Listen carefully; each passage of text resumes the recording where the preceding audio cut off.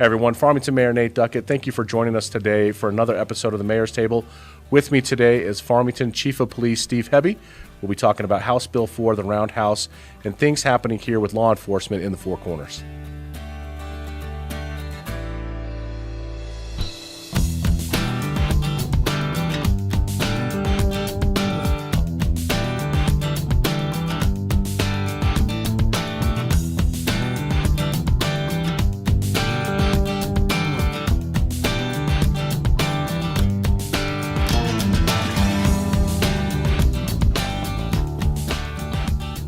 Hey everyone, Farmington Mayor Nate Duckett. Thank you for joining us for another episode of the Mayor's Table. We're into 2021, and with me today, longtime guest of the show, big fan, me personally, of yours, Farmington Police Chief Steve Hebbe. How are you, sir? I'm doing pretty well. Thank you, Mr. Mayor. Thank you for Appreciate joining being us. here. Yeah, well, it's always a pleasure and an honor to have the police chief. You are you're a dignitary of sorts here, and we are very proud to have you. But we wanted to have you on the show to talk a little bit about stuff that's going on in Santa Fe. Obviously, our legislature is in session. It's a 60-day session.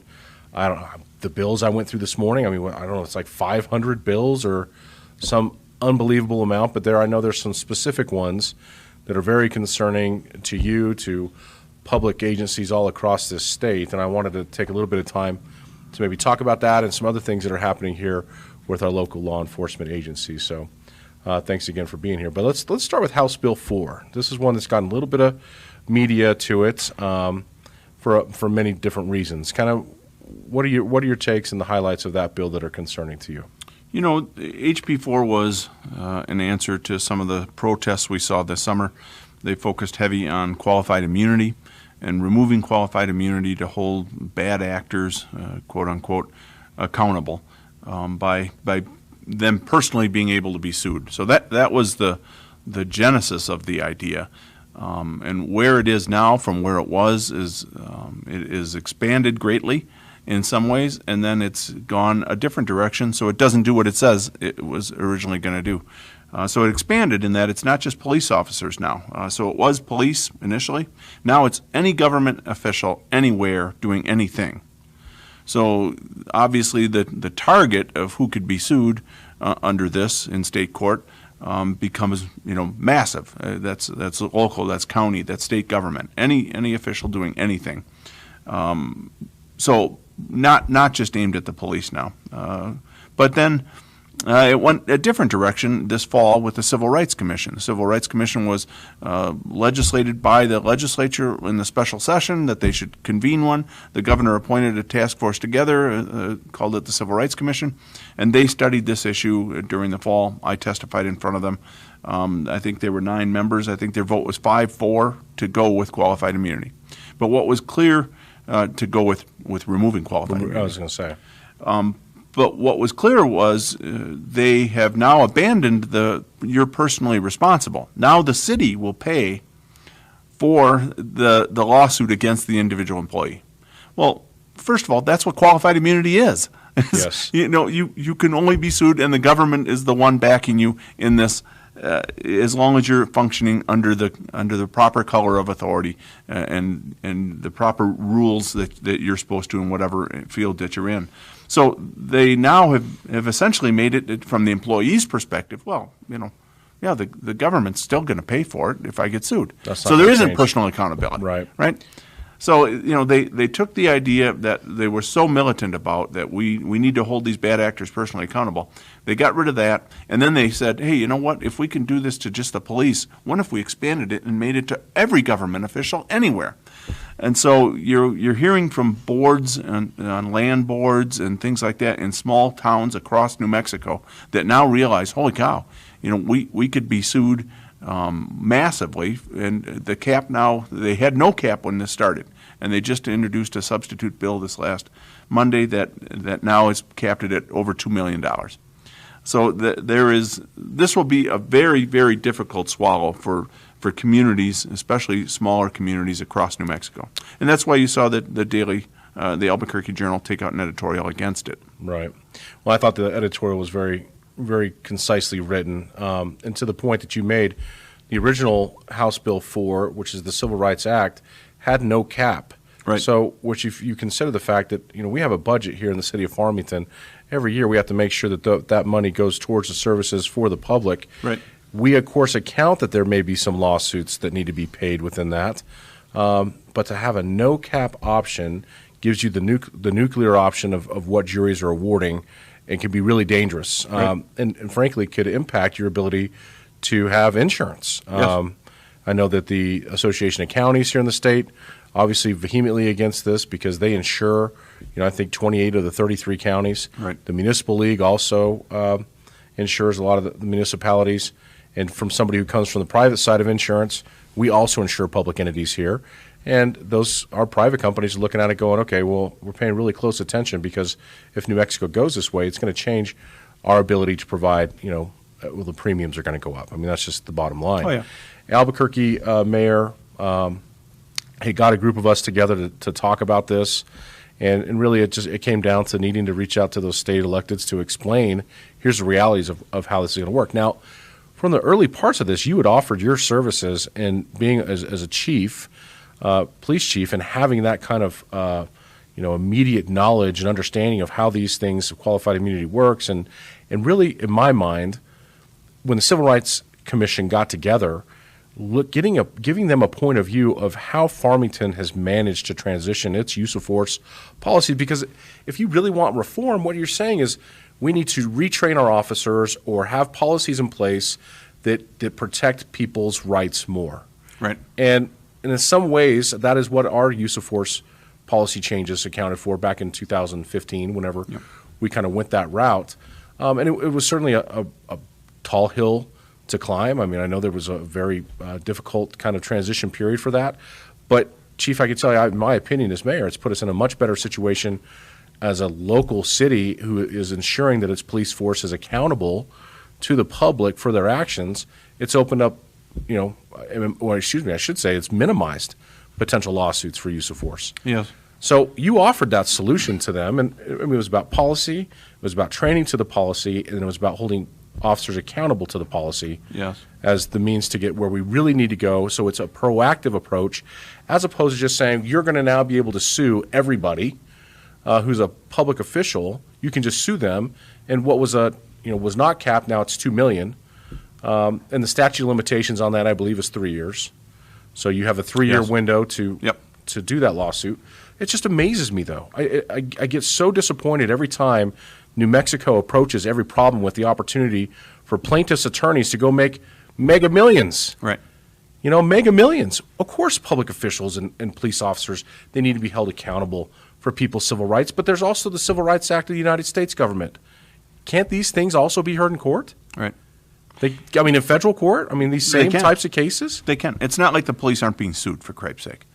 So really, this one, this bill is just typical of, in general, where we are with American policing. And honestly, these are not my happiest days in law enforcement. First of all, to this bill, there is not a single chief or sheriff, not one, that I am aware of, that has testified for this bill. None. So what does that tell you? When the people that are in charge of stuff, when the people that are actually doing the job, so there isn't any of those legislators who have disciplined more officers than I have. There's none of those legislators that have terminated more officers than I have. So when you create a bill and you don't involve any of the people that actually are on the ground leading these organizations, how can that possibly be effective? And then secondly, okay, let's pretend you go with your little fantasy that somehow the police are going to be better if we allow them to be sued massively. Okay. Here's what I'm going to do. I'm going to come back to you the next year and I'm going to say, I need money. I need money for training. I need money for policies. I need money to hold officers accountable. Instead, what did we do last year? Last year we passed the Public Employees Bargaining Act. So every union in the state of New Mexico now has binding arbitration. So how are you going to hold officers accountable when binding arbitration is the very font of all sorts of problems in getting rid of problem employees? But they didn't listen to that. And so they passed it, and it made people happy, people that supported them. But now here we are a year later. You want me to hold officers accountable, and you created the vehicle that'll make it more difficult. But you're not listening to the people that are actually doing the job. Right. And the money that you're going to need for the training with these lawsuits, that money's going to go out the door. Well, and the state runs the Law Enforcement Academy. The state is responsible for the basic training of entry-level officers in New Mexico, and they've funded it. It's 35 to 40% staffed. I mean, that's obscene.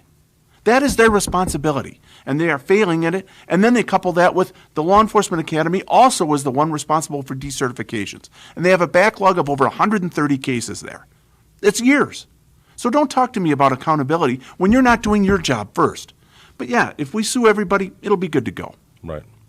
That just seems to be the solution. I'm about the proactive solution in my mind. And I think in any organization that is successfully ran, it starts in the front with the hiring and the training and the accountability and not allowing opportunities for individuals. And I get what you're talking about with binding arbitration. Somebody who does get disciplined, the union has the ability now to jump in and say, no, we don't like that discipline. Right. And we're not going to support it and we're going to fight it.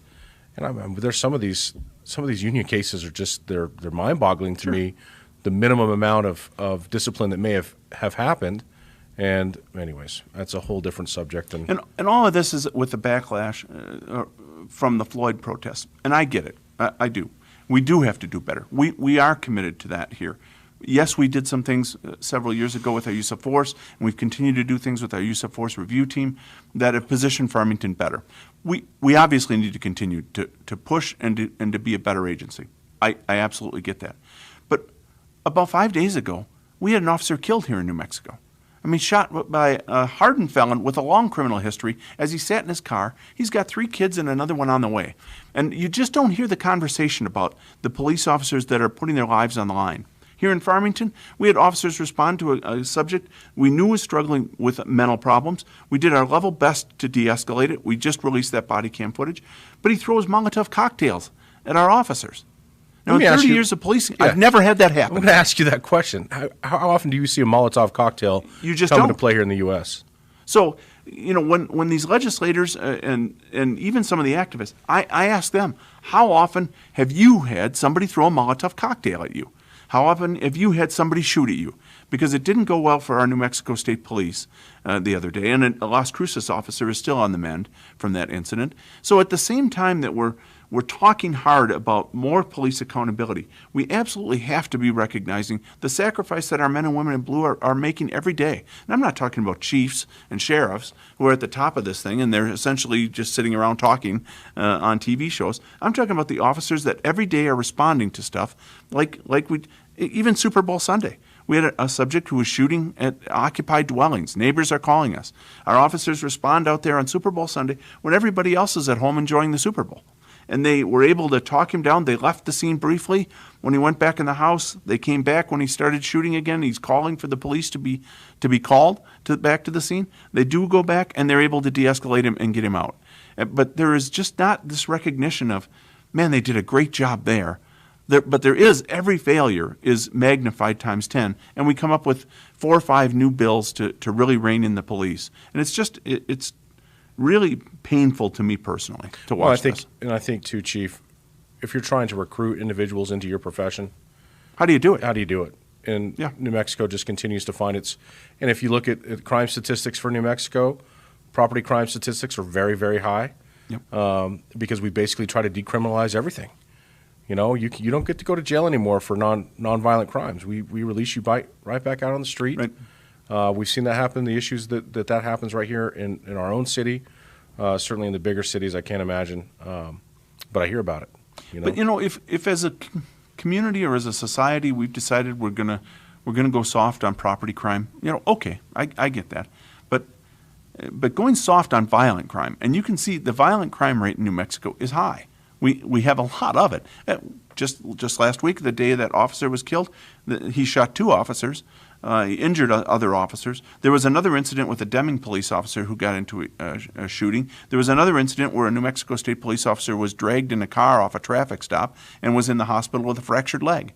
I mean, that was within a 24, 36-hour period. So, it's not like our officers are just going out and taking reports of shopliftings. We're having them respond, like I just described on Super Bowl Sunday, to intense calls where guns are involved, and they are doing their level best. They're 25, 26 years old. They're wearing the uniform of their community, and they don't get the support they should get. That's absolutely how I feel. They are not being supported. We are not recognizing the good work that they are doing, and we introduce bill after bill that seeks to punish the wrongdoers, but in reality punishes all of them. Is there other bills that are coming through right now that have legs of any kind that you feel will be impactful to our police force? We've got a couple that we're keeping an eye on. There's Senate Bill 227, which is a pretty broad-based bill. I couldn't even get into all of the things that it purports to do, but we're watching that one. We'll track that as we go along. We'll report back to the public on it. But there's a couple other ones as well. I think not as bad as 227. 227 looks like it would be a fundamental game changer to the way law enforcement operates. But I want to take a look at it, and we'll see how it goes. The bottom line to me is anytime there's any type of threat, no matter what that threat may be deemed, the police are the first ones to get called.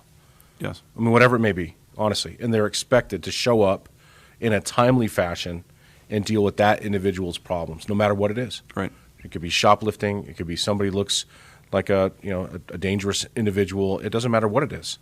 And because of that context, we've become very reliant upon policing in America to provide that sense of safety and protection. And I think it's commendable for those individuals who choose to make this their career path.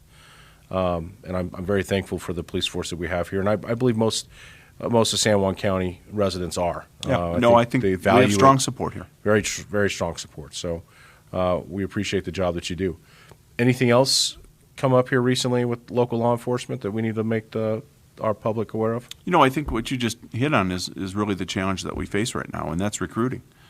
So our numbers are not at critical levels by any means, but we're struggling to recruit. We're struggling to find good people. So honestly, if you've thought about being a police officer, the time really is now to be a police officer. And there's a siren in the background, which, maybe we'll dub that out later on. We'll see. But now is the time we need good people who are committed to their community to come in. Anybody can be a police officer. Anybody can do anything when times are easy, when money's flowing, when everybody loves you. This is a challenging time for law enforcement, but now actually is the time that we need people to step up and help the Farmington community and Farmington businesses, Farmington citizens. So consider joining FPD. We'd love to have you. And don't think for a second we're not fighting for you, because we certainly are. Yeah.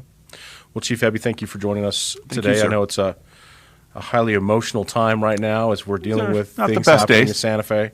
Well, I'd say on the radio show that we do on a weekly basis, it's talking about things that are happening there. It's very concerning, and you certainly want to make sure that those individuals who have been elected to represent the citizens of New Mexico are being held accountable for these bills. And I certainly encourage anybody out there to get on to the nmlegis.com website. That's the website for the New Mexico legislature, and look at these bills and see who the sponsors are. And if there's something that concerns you about it, they need to be contacted. They need to be reached out to. And I know a lot of folks will say, well, they're not going to listen to me. They're not going to listen to me. Well, if enough people get behind something, they're going to have to listen. And so I encourage people that way to continue to hold them accountable. Yeah, no, I agree. Your voice does matter down there. The legislators do listen, but not to individual voices. They listen to numbers. So, get yourself, get your friends, get your family on issues that are critical, that matter to you and your family. As far as ours, signing off here, police reform is a real thing. We are doing our best. We will continue to do our best to improve. But it starts with training. It starts with hiring good people. It starts with having the best policies. It starts with the state supporting us as we're trying to do those things. So if we do those things, we will have the kind of police force that we want to have throughout New Mexico, not just here in Farmington. But when we don't do those things, when we don't value the training, when we don't value attracting good people into the profession, it's a recipe for disaster. Well, in every organization, Chief, nobody's perfect. No organization is perfect and has a perfect track record of always doing things right 100% of the time. But certainly within the scope of our ability to train and hold accountable our own officers, I think we've done a good job. Obviously, there's individuals that have made mistakes, and we've been accountable for those as well. And have taken care of those families without the need for the Civil Rights Act, have taken care of those families in those situations. Right. So it's important for New Mexicans to know there has been and will continue to be ways to make sure that individuals are made whole if they are injured by anybody really anymore. So right. Well, Chief, thanks for joining us. Thank you. Appreciate you joining us as well here on the Mayor's Table. We've got a whole new schedule of Mayor's Tables coming up with interviews with city staff and community members. We appreciate your viewership. Stay tuned. We'll see you here next time.